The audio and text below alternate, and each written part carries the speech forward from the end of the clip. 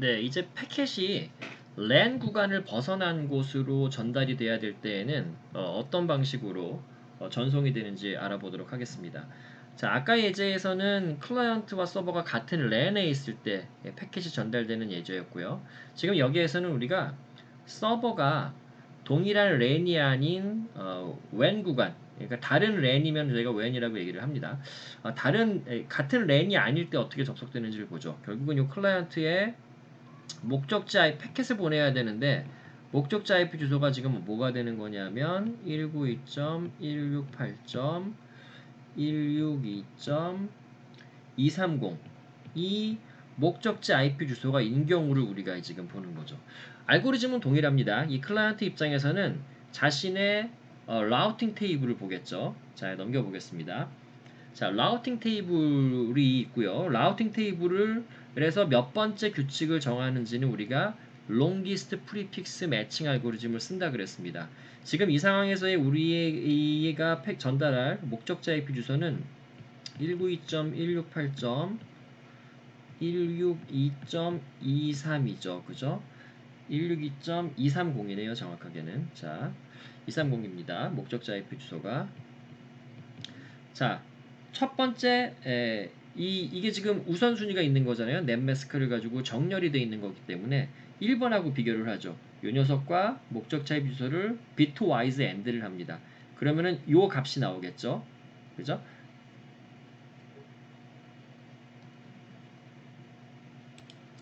지금 보시면은 얘랑 달라요. 얘는 161.230이고요. 이건 162.230이죠. 그러니까 1번 규칙은 탈락. 2번 규칙 똑같이 하죠. 자기 230이 162.230이 나오는데 값이 다르죠. 2번도 탈락. 3번도 다르죠. 탈락. 4번도 당연히 탈락. 5번도 다르죠. 왜냐 5번 같은 경우는 255.0.0.0이니까 요거와 bitwise and 하게 되면 192.0.0.0이 나오죠. 근데 destination은 127로 돼 있으니까 탈락이고요. 6번도 탈락이고요. 7번은 됐습니다. 왜냐하면 7번 같은 경우에 넷마스크와 목적자 IP 주소를 bitwise and 하게 되면 어떻게 될까요? 0을 항상 bitwise and 하게 되면 무조건 0이 되는 거죠. 그죠? 결국은 얘는 무조건 0이 나오고요. 여기에 0이 나왔기 때문에 이건 항상 true가 됩니다. 결국은 넷마스크가 0이고요. 네트워크 데스티네이션도 0인 이 규칙은요. 얘는 항상 true가 됩니다. always true가 되는 거죠. 이걸 우리가 뭐라고 부르냐면 디폴트 게이트웨이라고 부릅니다. 게이트웨이. 자, 어떤 의미냐면 디폴트는 기본적으로 이게 이제 적용이 된다는 거죠. 위에서 우선순위가 높은 규칙들이 다 적용이 안 됐을 때 걱정할 필요가 없는 거죠. 마지막에 이 녀석은 항상 true이기 때문에 적용이 되는 거고요. 이 규칙은 근데 게이트웨이가 192.168.161.1로 되어 있습니다. 뭐냐 하면 바로 이 클라이언트와 동일한 영역에 속해 있는 랜의 게이트웨이에 해당이 되는 거죠. 우리 집으로 치면 여러분들 집에 무선 라우터 다 한 대씩 있잖아요. 통신사에서 요즘은 공짜로 주는 것 같은데 그 녀석의 게이트웨이 그 주소가 바로 여러분들 집에서 쓰는 스마트폰이나 아니면은 뭐 노트북의 디폴트 게이트웨이가 되는 겁니다. 요 역할 굉장히 중요한 역할을 하는 겁니다. 자, 그럼 이제 클라이언트 입장에서 볼까요? 그러면 클라이언트는 출발자 IP 알고요. 자기 자신이고요. 목적자 IP 알죠. 그 다음에 출발지 맥 주소 알죠. 그죠? 자기 자신의 랜카드니까요. 요거 목적지 맥 주소를 찾아야 되는데 목적지 맥 주소를 누구의 목적지 맥 주소를 찾아야 되냐 하면 요 게이트웨이에 해당하는 녀석 이 그림으로 치면 바로 요 포인트의 맥 주소를 알아야 됩니다. 그래야 패켓을 이던의 프레임을 만들 수 있었죠. 출발지 맥, 목적지 맥, 출발지 IP, 목적지 IP, 그 다음에 페이로드로 구성된 완벽한 이더넷 패킷 프레임을 만들어야지만 얘를 전기 신호로 바꿔서 01 신호로 0101 신호로 바꾸겠죠. 로컬에서 브로드캐스트를 했을 때 이쪽으로 전달이 될 수 있겠죠. 결국은 이 통신 장비의 맥 어드레스가 데스티네이션 맥 어드레스이고요. 그걸 찾아야 돼요. 어떻게 찾는다 그랬죠? 이더넷에서는 ARP request와 그거에 해당하는 ARP reply를 통해서 ARP 프로토콜을 통해서 찾는다 그랬죠. ARP request 패켓은 목적지 맥 주소를 다 1111로 채운 다음에 브로드캐스트로 패켓을 쫙 뿌리게 되면 얘와 얘는 목적지 IP 주소가 자기가 아니니까 응답을 안 하고요. 요 라우터 통신 장비 입장에서는 나를 찾고 있네 해서 자기의 맥 주소를 알려주게 되는 거죠. 그럼 클라이언트가 드디어 목적지 맥 주소, 그러니까 요 통신 장비의 목적지 맥 주소를 알게 되고요. 완벽한 이더넷 패켓을 만들어서 브로드캐스트하게 되면 패켓이 여기까지 전달이 된 거죠. 자, 그럼 이제 잘 보세요. 패켓이 전달이 됐습니다. 요 라우터까지. 그죠? 이 라우터는 그럼 이제 이 패켓을 어떻게 해야 될까요? 패켓을 받아왔습니다. 그죠? 이 라우터는 자신한테 설정되어 있는 라우팅 테이블을 뒤져봐야 되겠죠. 지금 이 테이블하고 모양이 다를 거예요. 이 테이블은 이 클라이언트의 라우팅 테이블이고요. 이 라우터의 라우팅 테이블은 이거보다 훨씬 복잡할 겁니다. 왜냐하면 전용 통신 장비이기 때문에 훨씬 더 많은 정보를 가지고 있을 거예요. 라우팅에 대한. 자, 어쨌든 이 라우팅 테이블은 하지만 원리는 똑같습니다. 롱기스트 프리스피스 매칭으로 해서 넷마스크와 네트워크 데스티네이션을 조합을 해서 찾는 거죠. 그럼 얘가 찾다 보니까 라우팅 테이블을 뒤져보게 되면 얘의 결론은 어떻게 날 거냐면 그 패켓을 요 오른쪽 라우터에게 전달하게끔 게이트웨이 정보, 디폴트 게이트웨이든 일반 게이트웨이든 정보가 라우팅 테이블에 있을 거고요. 그러면은 패켓을 요 라우터로 전달되게끔 하게끔 패켓을 만들어야 될 거예요. 그러면 이 왼쪽 라우터가 이제는 패켓을 전달하기 위한 패켓을 전달하는 전송시키고 싶은 애고요. 이 라우터가 패켓을 받아야 되겠죠. 그럼 어떻게 하냐면 또 롱게스트 프리피스 매칭 한 다음에 지금 요 오른쪽 라우터의 요 인터페이스 카드의 맥 주소가 맥 어드레스를 요 왼쪽 라우터가 알고 있다 하는 상황이라면 그냥 이더넷 패켓을 만들어서 보내면 될 겁니다. 이렇게 한 홉을 보내면 되겠죠. 네트워크에서 이렇게 몇 칸 떨어져 있느냐를 홉이라 그러는데 지금은 얘네들 한 홉만 떨어져 있는 거죠. 전달하면 되고요.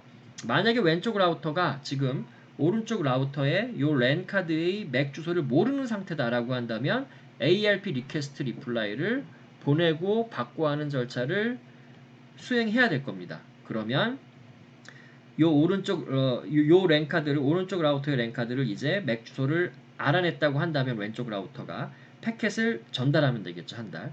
그럼 그 패켓을 전달받은 오른쪽 라우터는 어떻게 해야 되느냐? 똑같습니다. 자신이 가지고 있는 라우팅 테이블을 뒤져서 패켓의 지금 목적자 IP 주소는 지금 계속해서 요 서버의 IP 주소인 거잖아요. 얘를 찾겠죠. 자기 라우팅 테이블에서 쭉 찾고 나니까 이건 디폴트 게이트웨이가 아닐 겁니다. 아마 로컬에서 브로드캐스트 하게끔 나오겠죠. 만약에 요 라우터가 요 서버의 맥 주소를 알고 있는 상황이라면 그냥 이더넷 패켓 만들어서 전달하면 되고요. 브로드캐스트로. 그렇지 않는 상황이라고 한다면 ARP 리퀘스트 리플라이를 또 쫙 뿌려서 오른쪽 지역에서 리플라이를 받아서 이더넷 패켓을 만들어서 전달하면 되는 거죠. 결국은 한 단계가 다 동일한 라우팅 테이블을 봐서 롱기스트 프리픽스 매칭을 하고 내가 이 패켓을 전달해야 될 다음 홉의 맥 주소를 알고 있으면 그냥 이더넷 패켓 만들어서 전달하면 되고 모를 경우에는 ARP 리퀘스트 리플라이 해서 맥 주소를 알아내가지고 패켓을 하나씩 전달하게 되는 겁니다. 지금 생각해 보시면 클라이언트로부터 서버로 가는 패켓이 IP 레벨에서는 출발자 IP 주소와 목적자 IP 주소가 바뀌지 않아요. 다 똑같아요. 그죠? 출발자 IP는 클라이언트 IP, 목적자 IP는 서버의 IP입니다. 바뀌지가 않아요. 하지만 맥 주소는 계속 이더넷 레벨에서는 바뀝니다. 왜냐하면 요 왼쪽에 있는 요 이더넷 패켓의 출발지 맥 주소와 목적지 맥 주소는 클라이언트와 요 라우터가 될 거고요. 요 가운데 있는 랜에서의 맥 주소는 출발지 맥 주소는 왼쪽 라우터의 맥 주소. 목적지 맥 주소는 오른쪽 라우터의 맥 주소, 랜카드 주소가 되겠죠. 마지막으로 오른쪽 랜에서는 출발지 맥 주소는 요 라우터의 맥 어드레스, 목적지 맥 주소는 요 서버의 랜카드 주소가 되겠죠. 결국은 패켓이 이더넷 레벨에서는 계속 바뀌는 거죠. 하지만 IP 레벨에서 헤더는 출발자 IP와 목적자 IP 주소는 바뀌지 않죠. TCP나 UDP 레벨에서의 포트 번호 역시 마찬가지로 바뀌지가 않겠죠. 그죠?